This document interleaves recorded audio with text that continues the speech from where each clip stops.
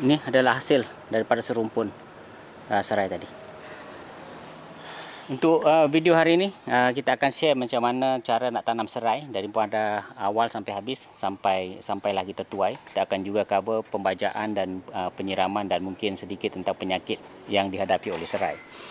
So kegunaan serai selain daripada digunakan untuk masakan, kita boleh gunakan serai untuk minuman, campuran herba kepada minyak urut. Kita boleh proses dia cold press atau hot press untuk jadikan dia essential oil.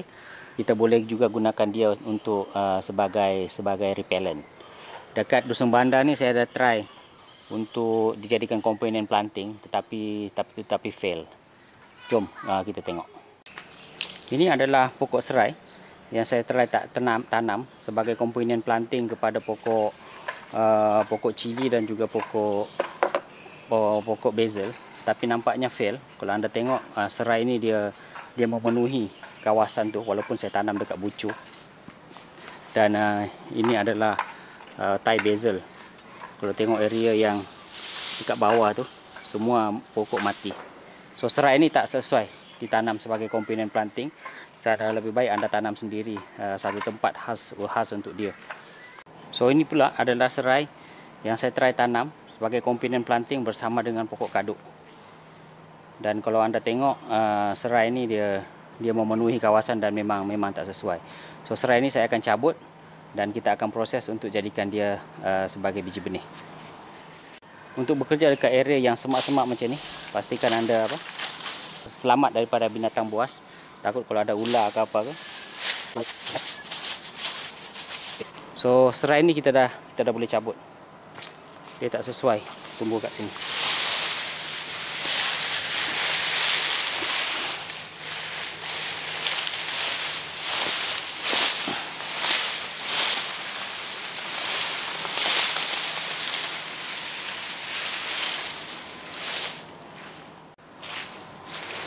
Ini adalah serai yang kita dah cabut tadi. So ini adalah, kalau saya tanya masa beli dekat kedai tu, dia kata ini adalah serai peha ayam. So selalunya kalau dekat pasar malam, dekat kedai, memang spesies itu yang orang tanam sebab spesies itu berat. So kalau mereka jual pun dia orang jual dalam bentuk jual timbang. So ya, satu lagi serai ni walaupun dia lembut, daun dia lembut, tapi daun dia sangat tajam. Kalau tengok tangan saya ni dah berdarah dah. So kalau nak recommend dia macam paper cut lah. So kalau recommend, kalau nak kerjakan serai ni pakai sarung tangan. So kita boleh ambil macam ni, ambil yang ada akar, potong pendek pun tak apa. Tapi kalau nak tanam, anda pastikan ambil yang besar dan subur. So nanti pokok dia besar dan subur. Dan kadang-kadang kalau serai ni bermasalah, dia ada ulat.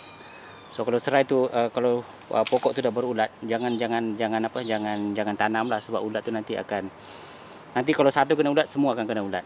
Macam ni yang kemas dan bersih lah kita ambil. So kalau tak ada pokok serai yang anda nak pindahkan, anda boleh juga ambil yang daripada pasar. Kalau anda nak biarkan dia berakar dulu, boleh rendam dalam air. Tapi kalau tanam direct pun so far selalunya tak ada masalah, dia boleh hidup. So untuk tempat yang saya nak tanam nanti, saya mungkin akan tanam dalam 4 batang supaya saya dapatkan rumpun yang lebih besar. So saya just ambil je dulu yang mana besar untuk saya tanam. Yang selebihnya nanti saya akan proses untuk makan. Kalau untuk makan, cara proses dia sangat mudah. Kalau untuk makan, saya ambil contoh yang ni. Kita just potong bersih, buang bahagian yang ada akar, dan buang yang dekat ujung-ujung yang ada daun. Kemudian bersihkan untuk orang rumah, nanti kita cuci. Dan ini adalah serai yang kita boleh proses untuk makan. So ini kita boleh proses untuk makan, boleh simpan lama. So sekarang saya dah ada 2, ada 3. Saya ambil satu lagi. Pastikan ambil yang gemuk-gemuk. Kemudian kita ni, dan ini 4 ni saya akan tanam. Saya akan tanam untuk di tempat yang baru. Untuk pemilihan tempat, saya akan pilih tempat ni sebab tempat ni dia dapat full cahaya matahari. Dan satu lagi, serai ni dia sangat tumbuhan yang sangat kuat dan boleh dijadikan boundary. So saya akan tanam dekat raised bed yang tengah tu sebab saya nak pastikan supaya kemangi ni dia tak tersebar ke tempat yang lain. So dia akan jadi boundary plant. Plant untuk boundary supaya pokok kemangi ni tak pergi ke raised bed yang sebelah. Yang sebelah dengan pokok kemangi ni adalah pokok bayam Brazil. So dia tak ada masalah sebab anak kemangi tak akan tumbuh dekat tempat tu. Dekat raised bed yang sebelah sini pula saya ada batu. Saya ada batu dekat situ. So dia tak akan pindah sampai ke raised bed yang sebelah yang saya tanam daun sup tu. Jadi pemilihan tu ikut kegunaan anda juga. Serai ni memang sesuai digunakan sebagai boundary plant. So saya akan pilih dekat tempat ni supaya dia jadi boundary kepada pokok-pokok basil ni. So kita bersihkan tempat ni dulu. Setiap benda jangan dibuang, kita just masukkan balik ke dalam ke dalam raised bed sebagai baja. Yang ini pun anda jangan buang. Ini sayang. Ini sebenarnya adalah nutrien yang ditukar jadi pokok.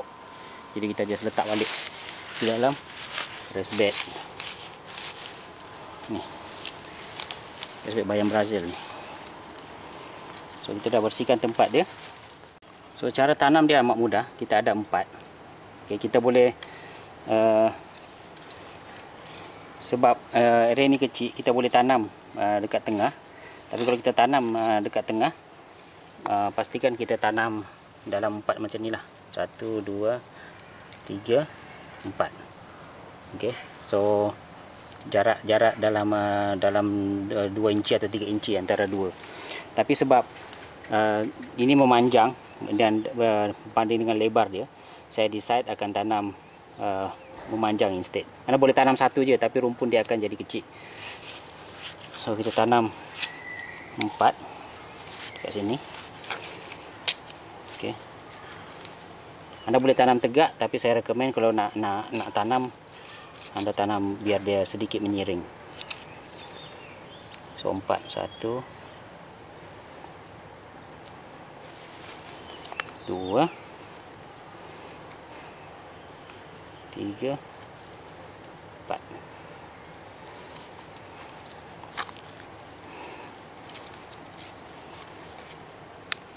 Kemudian letak pengairan. Pengairan ni saya set 5 hingga 15 minit sekali satu hari.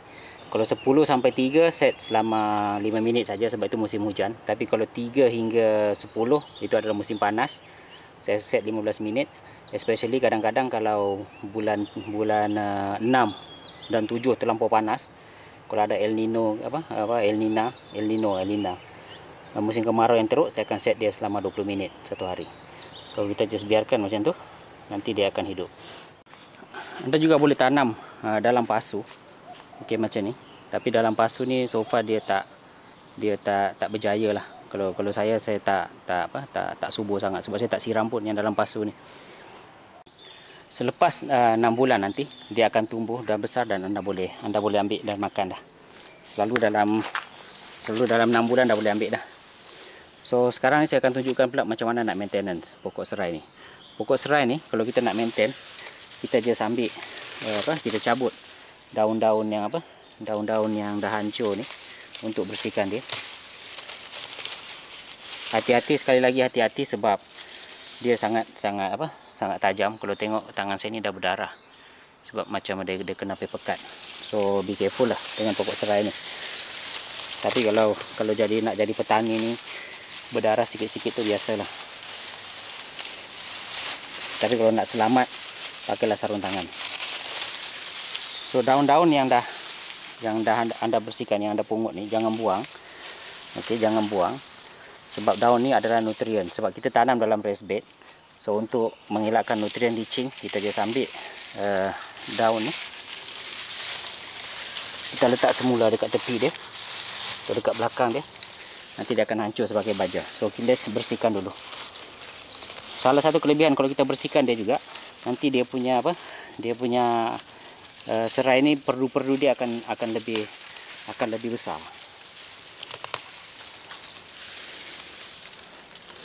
Kalau nak tahu bagaimana Anda nak pindahkan, kalau Anda nak decide nak pindahkan, Anda tengok kalau akar ni dah naik sampai dekat atas ni, dah nampak akar, maksudnya rumpun ni dah kena pindahkan dah. Kita bersihkan je dulu. Tadi saya tunjuk saya tanam, saya cabut satu rumpun. Tapi kalau misalnya Anda dah ada rumpun macam ni, kalau nak ambil, tak payah ambil satu rumpun, ambil je yang paling besar macam ni dan Anda cabut. Nak cabut tu tarik susah sikit, Anda kena pegang dan pusing. Itu cara senang. So ini Anda akan dapat besar macam ni.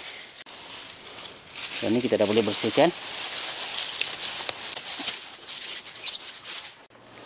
So pokok serai ni kalau nak nampak cantik juga, kalau nak trim, Anda boleh potong dia punya daun.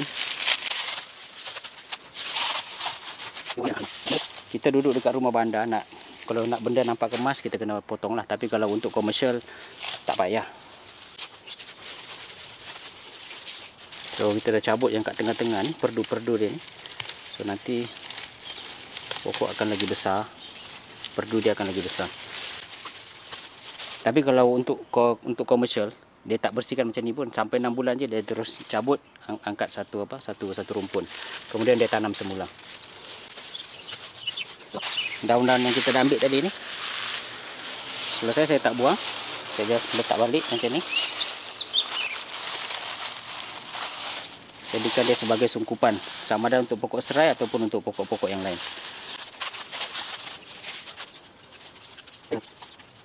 Bagi saya dah cukup. Saya kena bersihkan proses balik rumpun yang saya cabut tadi itu untuk kegunaan dapur. So itu saja. Dekat skrin anda ni ada 2 video yang anda boleh tonton seterusnya. Sekian, jumpa lagi.